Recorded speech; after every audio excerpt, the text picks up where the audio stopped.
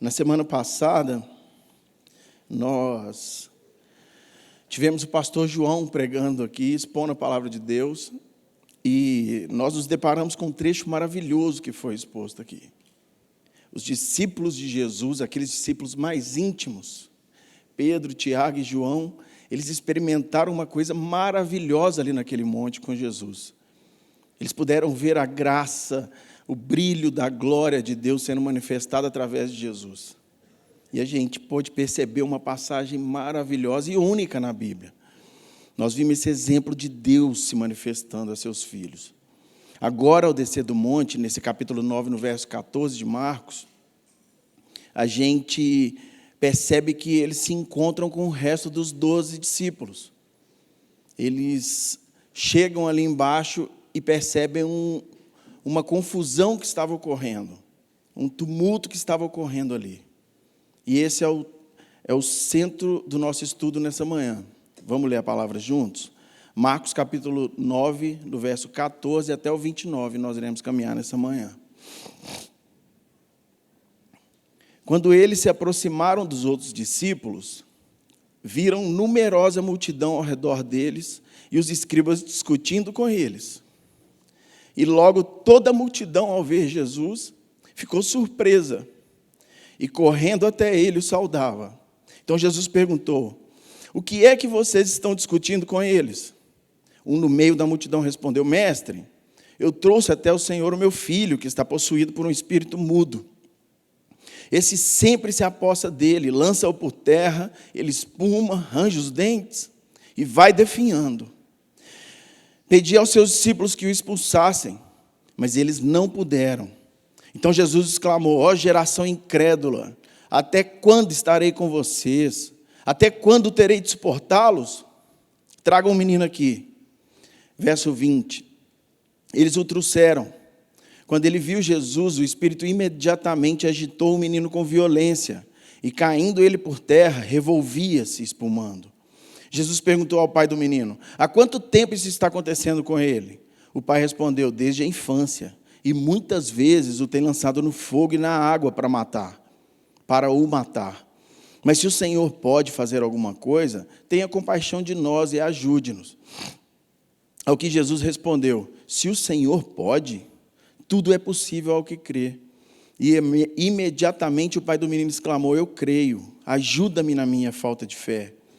Vendo Jesus que muita gente estava se reunindo, repreendeu o espírito imundo, dizendo: espírito mudo e surdo, eu ordeno a você, saia desse menino e nunca mais entre nele. E ele, gritando e agitando muito, saiu, deixando-o como se estivesse morto, e a ponto de muitos dizerem: morreu. Mas Jesus, tomando-o pela mão, o ergueu, e ele se levantou. Quando Jesus entrou na casa, os seus discípulos lhe perguntaram, em particular: por que nós não pudemos expulsá-lo? E Jesus respondeu: esse tipo de espírito só pode ser expulso por meio de oração. Glória a Deus por sua palavra. Vamos orar pela palavra? Pai, nós te agradecemos por essa manhã, por esse culto. Te agradeço, Pai, pela vida de cada um aqui nessa manhã. Te pedimos, Pai, que essa palavra que vai ser exposta nessa manhã, ela seja totalmente direcionada pelo Teu Espírito Santo através de mim. Que não haja aqui interferências minhas, não haja motivos meus, Pai, para contaminar a Sua palavra, que é pura e que é simples. E que essa palavra, Pai, venha atingir corações, trazendo salvação, trazendo transformação de vida e de mente nessa manhã. Assim como a Sua palavra tem feito, Pai, a todo tempo. A cada coração que encontra, ela encontra um coração fértil. E nós te agradecemos por isso. No nome do Senhor Jesus. Amém. Irmãos, a experiência de Pedro, Tiago e João, ali naquele monte, foi um tempo de paz. Foi um tempo de adoração, algo maravilhoso que aconteceu. Eles vislumbraram a glória de Deus ali junto de Jesus. Eles estiveram presenciando algo maravilhoso, algo único, como eu disse. Mas ao descer daquele monte, ao descer daquela experiência maravilhosa que nós estudamos na semana passada, eles se depararam com uma multidão discutindo. Um grupo de pessoas estava brigando lá embaixo, estava havendo divergências lá embaixo. E no verso 14, Marcos ele começa a relatar essa multidão discutindo, e os discípulos estavam no meio dessa discussão. Então, quando Pedro, Tiago, João e Jesus perceberam aquela multidão discutindo, eles não sabiam o que estava acontecendo. Mas quando eles estavam chegando, a Bíblia diz que essa multidão ficou surpresa. Quando Pedro, Tiago, João e Jesus estavam chegando, a Bíblia diz que todos que estavam discutindo pararam e ficaram surpresos. Essa palavra surpresos, ou até a palavra admirados, ela é muito usada depois de um milagre de Jesus. Percebam que sempre quando a Bíblia narra algum milagre de Jesus, ela mostra que a multidão fica surpresa, que a multidão fica admirada com esse milagre. Mas aqui nesse sentido, às vezes ela não é muito bem compreendida por nós. A gente não consegue entender, porque no português a mesma palavra é usada para várias coisas. Mas o verbo usado aqui por Marcos para descrever surpresa é um verbo que no grego original vem como ektambel. Essa palavra, ela também é usada para angústias profundas. Ela é usada, por exemplo, para a angústia profunda que Jesus passa quando ele está no monte do Getsêmani, prestes a morrer por nós. Essa palavra também, ela é usada como um espanto, como uma surpresa espantosa. Porque as mulheres, quando chegam no túmulo de Jesus, depois que Jesus ressuscitou, e elas vão ali para poder cuidar do corpo de Jesus, elas ficam surpresas também, elas percebem ali que Jesus não estava ali, e é a mesma palavra que é usada. Então a gente percebe que a palavra surpresa, ela não pode ser colocada como algo comum, como a gente enxerga. A surpresa que o povo teve ao ver Jesus descendo foi algo surpreendente mesmo. Eles realmente se assustaram com Jesus chegando. Mas, pastor, por que é que eles se assustaram tanto? Por que é que eles se surpreenderam dessa maneira? Vocês lembram que na semana passada, mais especificamente no verso 3 desse capítulo 9, dizia que Jesus, as vestes dele naquele lugar da transfiguração haviam ficado brancas e claras como nenhuma lavanderia poderia conseguir fazer. O pastor João até falou que nenhum Vênus deixaria a roupa de Jesus tão branca, tão brilhante como ela estava. Então é por isso que eles ficaram surpresos. Eles não haviam visto isso ainda. Então quando Jesus estava chegando, eles viram aquele brilho, aquela glória de Deus manifestada em Jesus. E isso também aponta para algo que eles conheciam. Eles conheciam as Escrituras, e no livro de Êxodo, no capítulo 34, já foi narrado sobre Moisés em um monte, e ele refletindo a glória de Deus. Jesus estava mostrando o reflexo da mesma glória de Deus para um outro povo, para uma outra multidão agora. Então Jesus ele chega perto dos escribas aqui e pergunta para eles: o que é que vocês estão discutindo aí com meus discípulos? Que tumulto é esse que está acontecendo aqui embaixo? Por que tanta contenda? Por que tanto problema? E aí Marcos nos relata que no meio da multidão, uma pessoa respondeu: olha, tem um espírito imundo tomando conta do meu filho.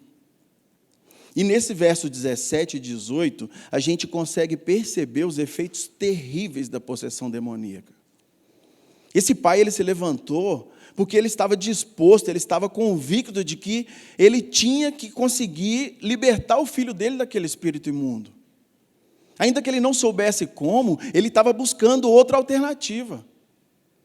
E ele se levantou no meio de todo mundo e falou assim: essa discussão é porque eu trouxe aqui o meu filho, Jesus. E ele está passando por vários problemas. Percebamos, gente, como o diabo ele é astuto e como ele tenta destruir aqueles a quem ele se apodera das atitudes.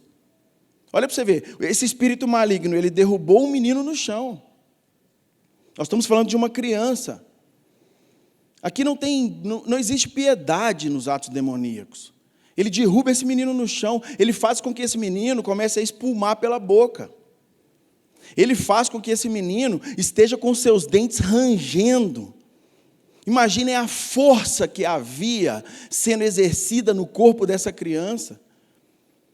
Causou uma rigidez violenta na musculatura dessa criança. Isso é o resultado de uma possessão demoníaca. Os demônios, eles possuem os indivíduos. Quando o diabo, ele possui uma pessoa, ele não está com vontade de ter um corpo. O diabo não está desejando, eu quero ter um corpo, por isso eu vou entrar em uma pessoa e vou ali caminhar em um corpo. Não, ele quer destruir essa pessoa, porque nós somos feitos imagem e semelhança de Deus. Então o diabo tem prazer em tentar destruir, tentar corromper, tentar acabar com tudo que Deus criou. Ele tenta perverter tudo que Deus criou. O diabo é terrível, é o inimigo da nossa vida, é o inimigo do nosso Senhor. Agora imaginem essa criança passando por isso e esse pai sem saber como resolver esse problema. Aqui fica claro, gente, que essa epilepsia do menino era de origem demoníaca, porque o pai percebia que o menino alterava por completo quando começava essa possessão. Então não se tratava de um transtorno patológico. Não era algo psicológico. Certamente esse pai deve ter procurado ajuda médica. Certamente esse pai deve ter procurado ajuda psicológica. Deve ter procurado vários meios que já eram possíveis naquela época. Mas o diabo, ele usa doenças, ele usa problemas, usa acusações como repertório, como parte do seu repertório podre para poder destruir a humanidade. E no final do verso 18, o pai desse menino vira para Jesus e fala assim: Jesus, além disso tudo que tem acontecido com meu filho, eu pedi que os seus discípulos agora me ajudassem. Pedi que eles me ajudassem a resolver esse problema na libertação do meu filho, para que esse espírito imundo não tomasse conta do meu filho mais. Mas seus discípulos não conseguiram, Jesus. Então Jesus, no verso 19, ele se dirige tanto aos discípulos, quanto a esse pai. Ele ali estava se dirigindo a toda aquela multidão que estava reunida, discutindo ali. Jesus vira para eles e fala assim: geração incrédula, vocês não creem naquilo que eu já tenho ensinado por tanto tempo?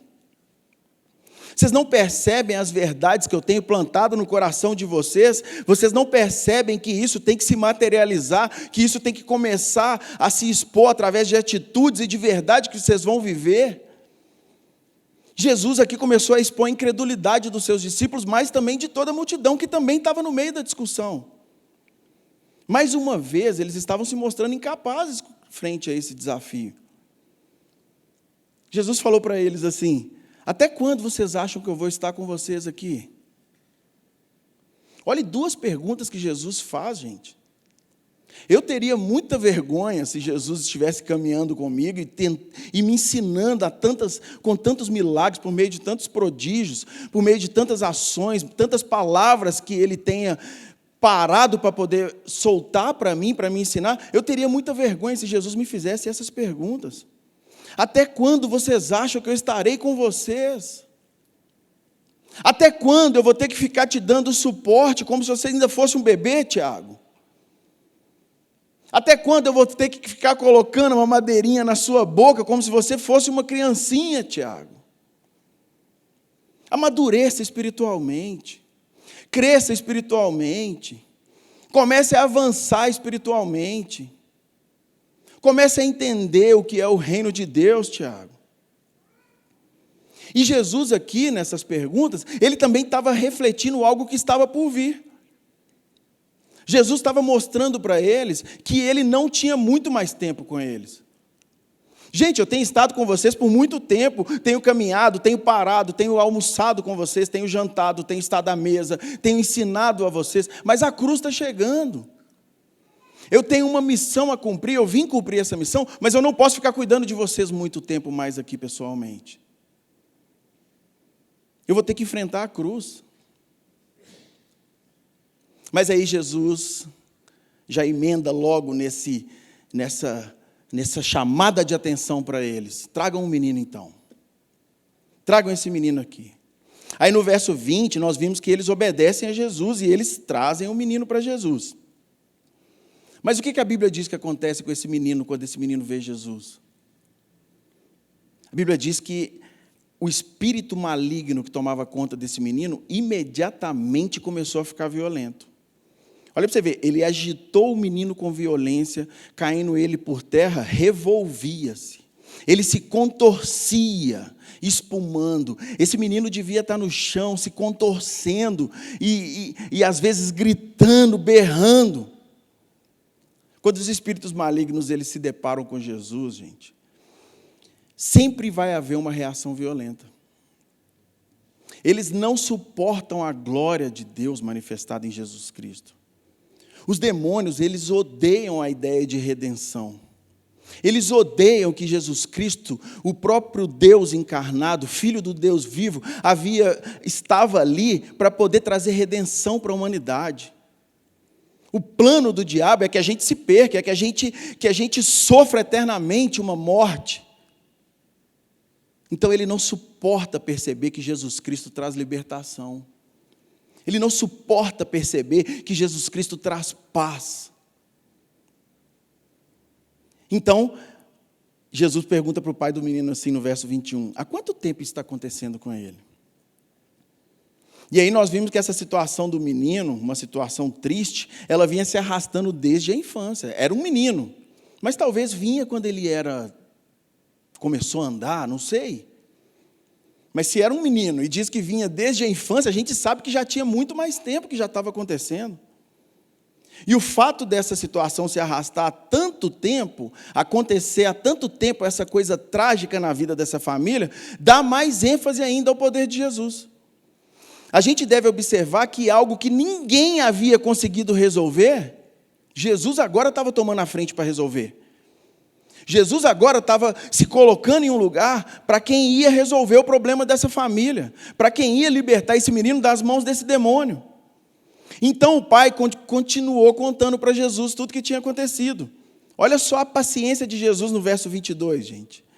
Sabe, Jesus, algumas vezes o espírito maligno, esse espírito mudo e surdo, esse espírito imundo, ele lança o meu filho até no fogo.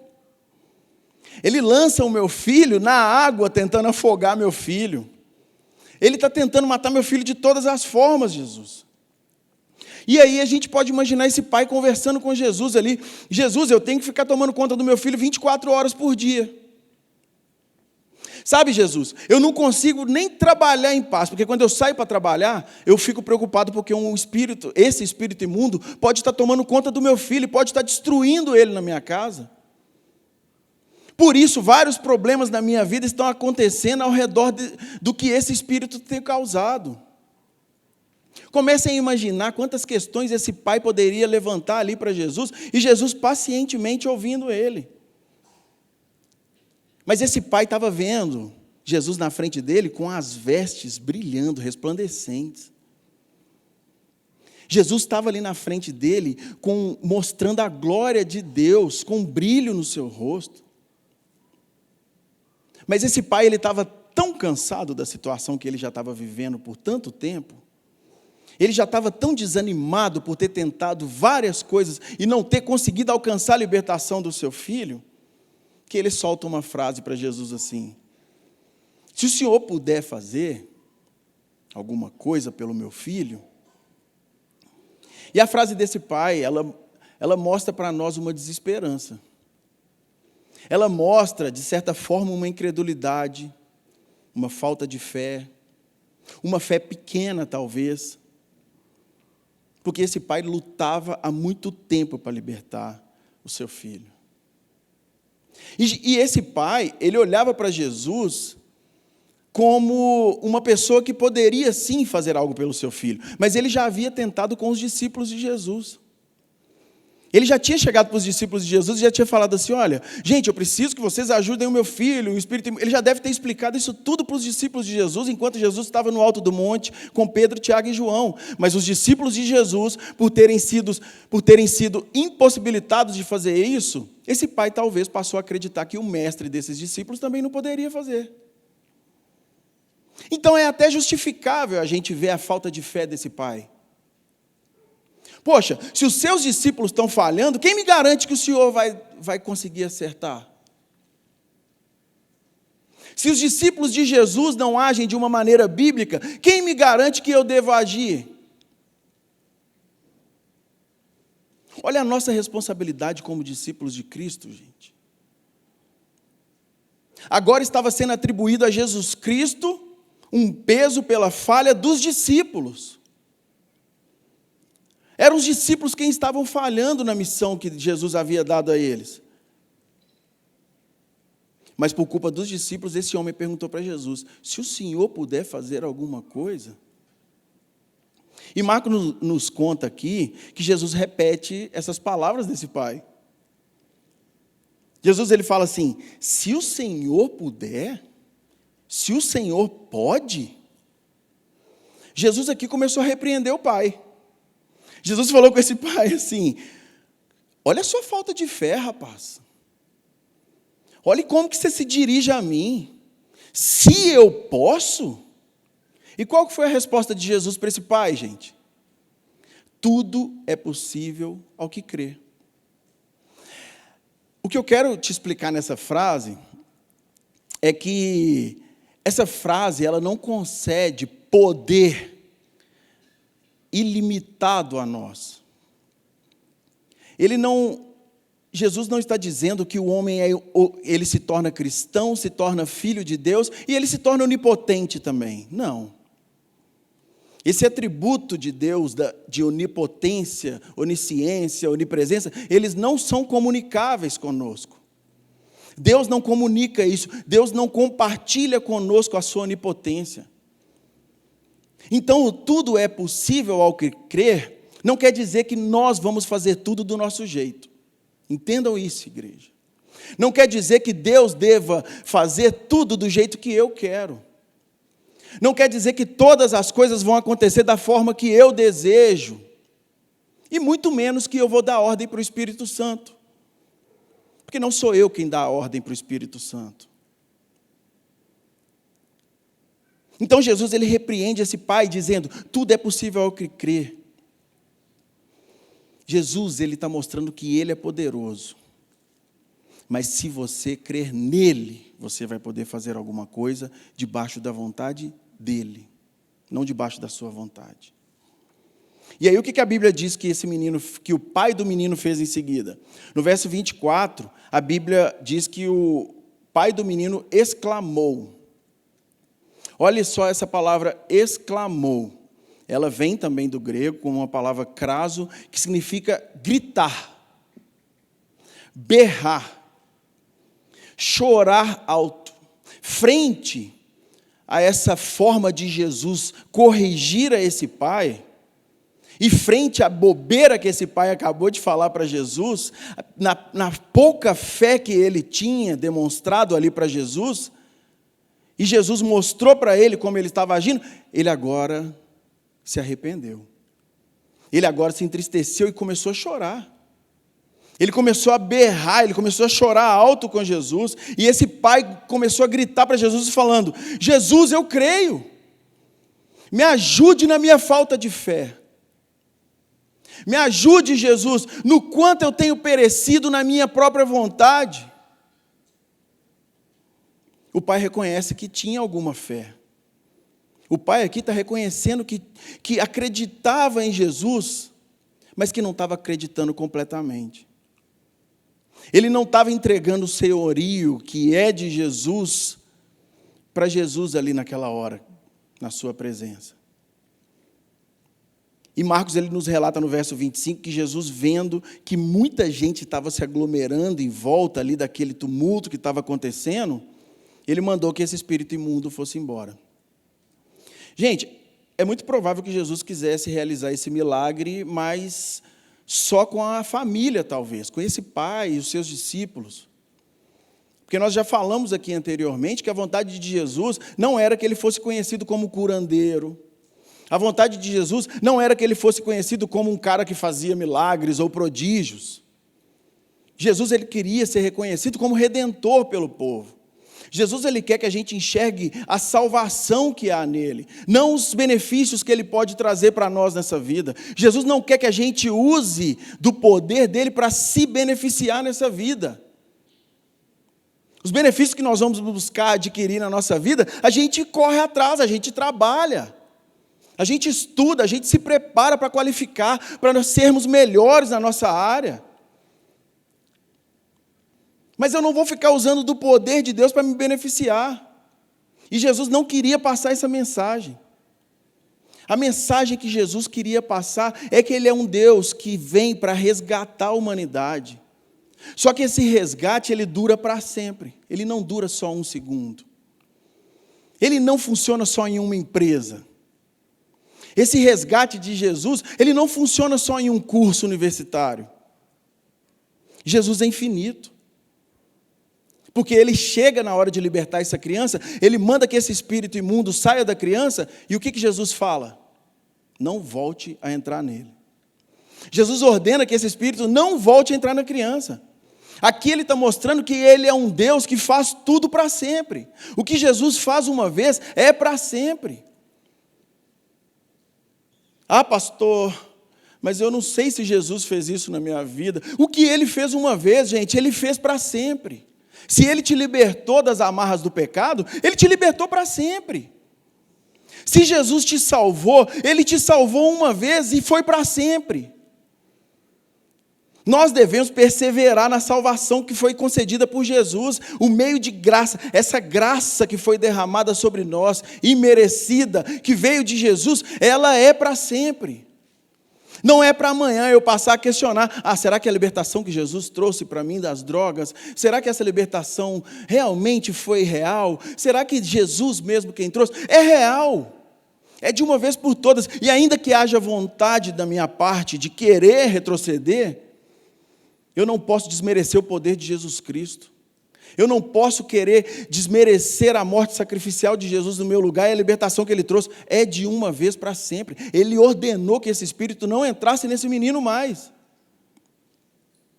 Irmãos, quando Jesus te salvou, Ele ordenou que os espíritos imundos, malignos, que o demônio, que qualquer príncipe da potestade do ar, não dominasse mais sua vida. É de uma vez por todas. Ele ordenou, Ele falou assim, eu paguei um preço alto pela vida de vocês, e que o diabo não chega nem perto de pagar qualquer preço por isso. Eu paguei o preço, Jesus fala. Demônios, vocês não têm lugar mais na vida dessas pessoas, porque eles foram comprados por mim. Então o espírito imundo começa a se agitar através da vida do menino. Ele se agita violentamente e ele deixa esse menino no chão com a ordem de Jesus como um morto. É a linguagem que eles usam aqui. Mais uma vez a gente pode perceber o quanto a força do diabo ela é destrutiva para o ser humano. Nós não podemos brincar com o diabo, gente. O demônio não deve ser alvo de brincadeira nossa. Eu não brinco com demônios. Eu não converso, não tenho diálogo com demônios.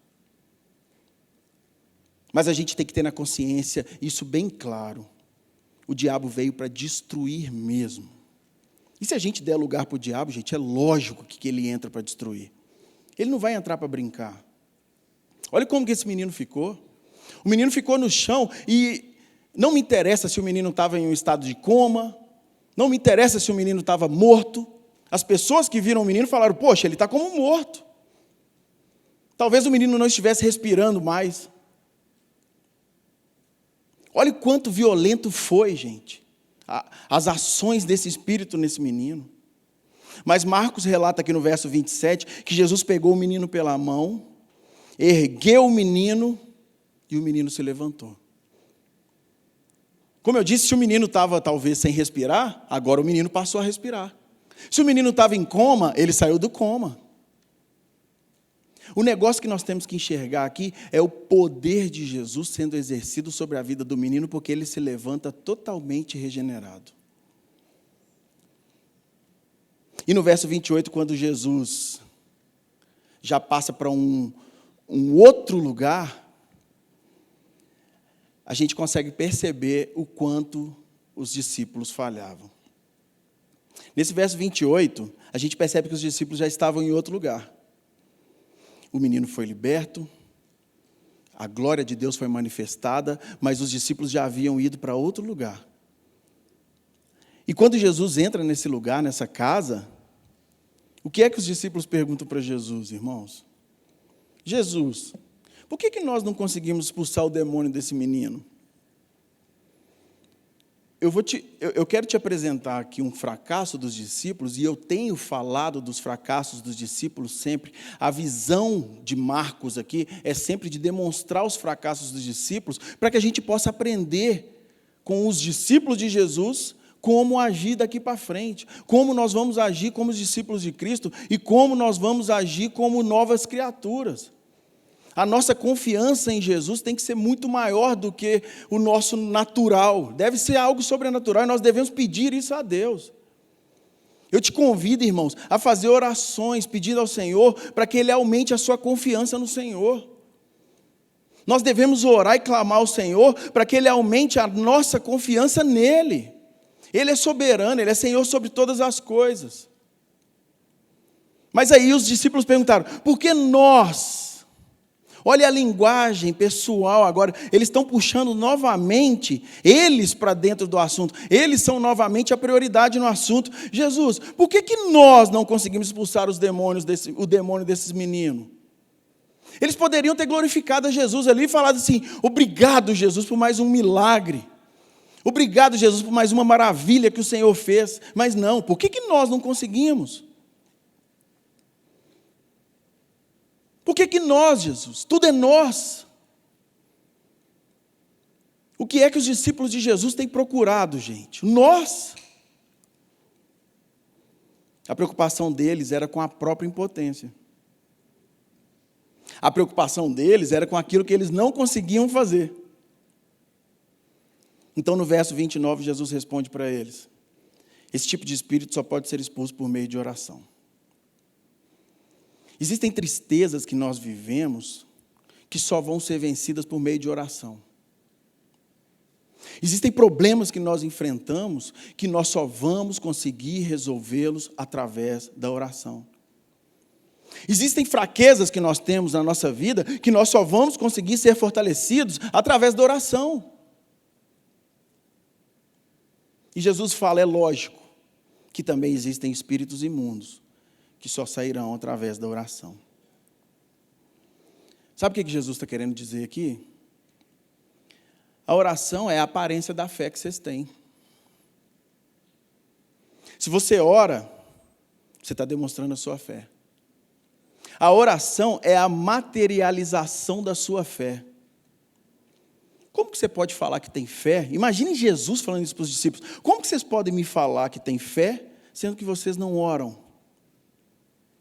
Vocês acham que o poder está em vocês? Vocês acham que é vocês que vão dar ordem para o Espírito Santo? Como temos visto em vários lugares por aí, na televisão, em muitos templos. Pessoas dando ordem para o Espírito Santo, como se o poder estivesse nelas. Os discípulos aqui entenderam a mesma coisa. Se a gente voltar lá em Marcos, no capítulo 6, no verso 7, nós já estudamos esse texto. Jesus, ele chama os 12 e ele passa a enviá-los de 2 a 2. Não sei se vocês lembram disso, mas depois vocês podem ler esse trecho, esse capítulo 6 novamente. Mas Jesus, ele manda que eles vão de 2 a 2 para poder pregar. E aí, nesse verso, Jesus fala assim, estou dando autoridade sobre os espíritos imundos. Jesus deu autoridade para eles sobre os espíritos imundos. Mas através do poder de Deus.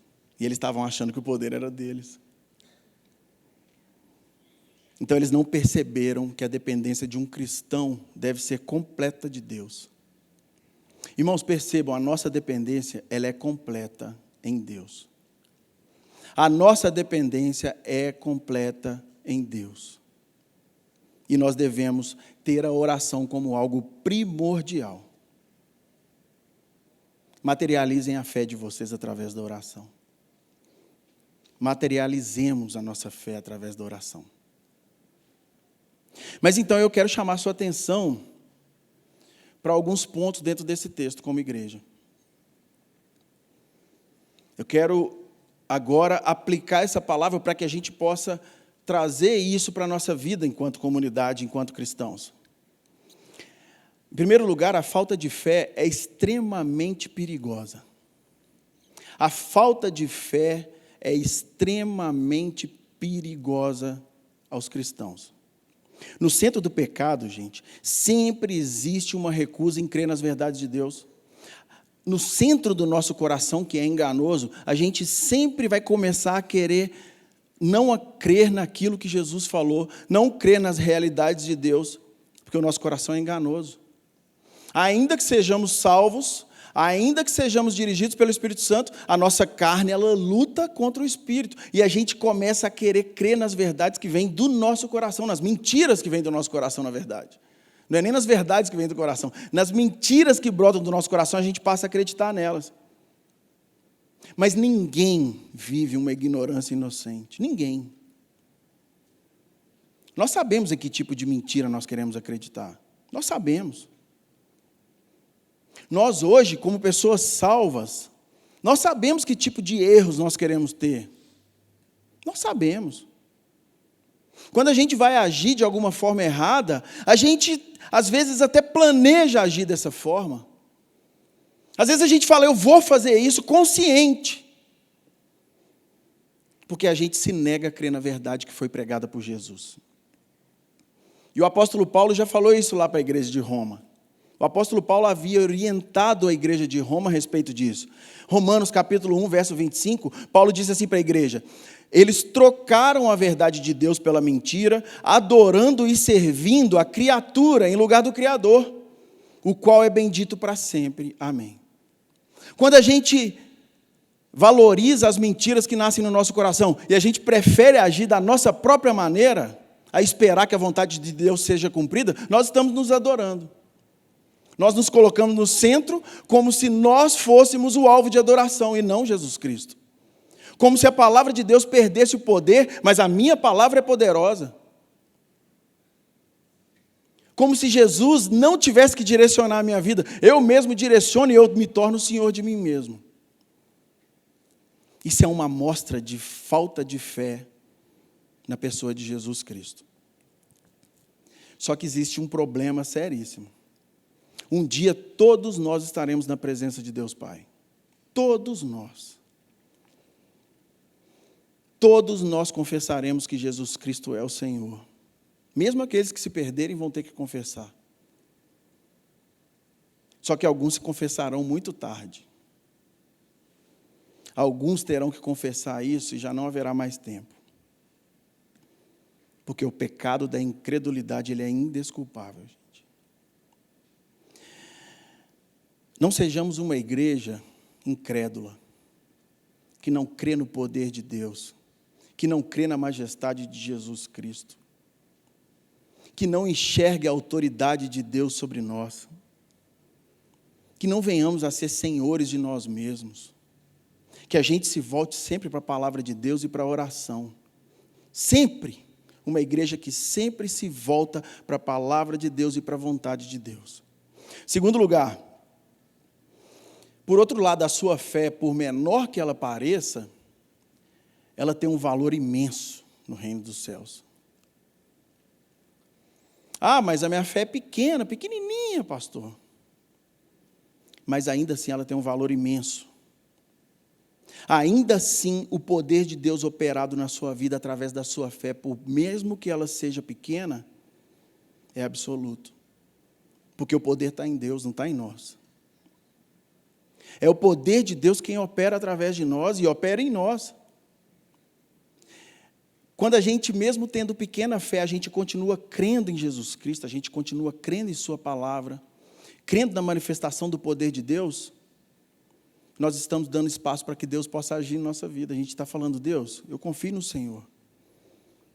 Mesmo que seja pequena, nós estaremos dando autoridade a Deus. Nós estaremos reconhecendo o senhorio de Deus. A resposta do pai nesse verso 22, apesar da falta de fé do pai no começo do verso 22, no fim do verso 22 a gente consegue ver uma resposta onde a fé era pequena, mas tinha fé ali. Tenha compaixão de nós e nos ajude. Esse pai viu em Jesus a única saída dele.